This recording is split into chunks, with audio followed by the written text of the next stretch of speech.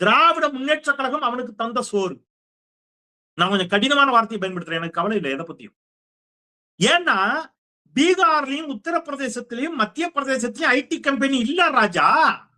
இருக்குதா? இல்ல.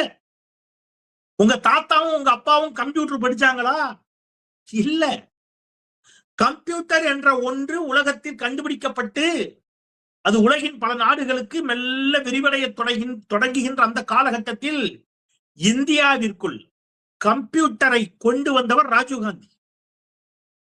ரைட்டா? அவர் அறிமுகப்படுத்தினார் மெல்ல.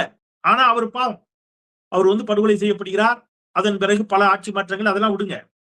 ஆனால் இந்தியாவில் ஒரு மாநிலம் கணினியினுடைய தொடக்க காலத்திலேயே இனி கணினி யுகம், கம்ப்யூட்டர் தான் எல்லாம் என்பதை புரிந்து கொண்டு அந்த கம்ப்யூட்டரை பள்ளி பாட புத்தகத்தில் கொண்டு வந்து சேர்த்து கம்ப்யூட்டர் கல்வியை தந்து கம்ப்யூட்டர் சயின்ஸ் படிப்பை கொண்டு வந்து கம்ப்யூட்டருக்கான கல்லூரிகளை ஒவ்வொரு மாவட்டம் தோறும் ஒவ்வொரு ஊர் தோறும் தொடர்ந்து வச்சு உங்களை கம்ப்யூட்டர் படிக்க வச்சு அந்த கம்ப்யூட்டர் படிச்ச பிள்ளைகளுக்கு வேலை கிடைக்க வேண்டும் என்று சொல்லி டைடல் பார்க் உள்ளிட்டவற்றை தமிழ்நாட்டிற்கு கொண்டு வந்து மிகப்பெரிய கணினி பூங்காக்களை தமிழ்நாட்டிற்குள் கொண்டு வந்து இன்னைக்கு நீங்க இங்க இருந்து என்ன போறீங்கல்ல வெளிநாடுகளுக்கு ஆன்லைன், என்ன ஆன்சைட்னு போறீங்கல்ல வெளிநாடுகளுக்கு, அமெரிக்காவுக்குலாம் அப்படிலாம் போய் அங்க கிரீன் கார்டு எல்லாம் வாங்கி செட்டில் ஆகுறீங்கல்ல, அது அனைத்துக்கும் விதை போட்டது திராவிட முன்னேற்ற கழகம்.